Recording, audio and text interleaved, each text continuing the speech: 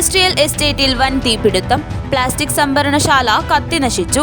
വെള്ളിയാഴ്ച പുലർച്ചെ 4 മണിയോടെയാണ് തീപിടുത്തം ഉണ്ടായതെന്നാണ് വിവരം.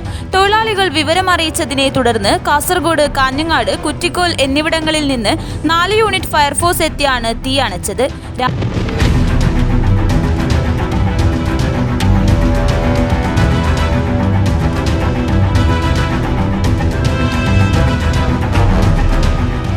രാവിലെ 7 മണിയോടെ പൂർണ്ണമായും തീ അണയ്ക്കാനായി. സംഭവ സമയത്ത് തൊഴിലാളികൾ ആരും ഉണ്ടായിരുന്നില്ല. പ്ലാസ്റ്റിക് സംഭരണ കേന്ദ്രമായതിനാൽ പ്രദേശത്ത് മണിക്കൂറുകളോളം വലിയ തോതിൽ പുക ഉയർന്നു. News bureau, Chattanchal.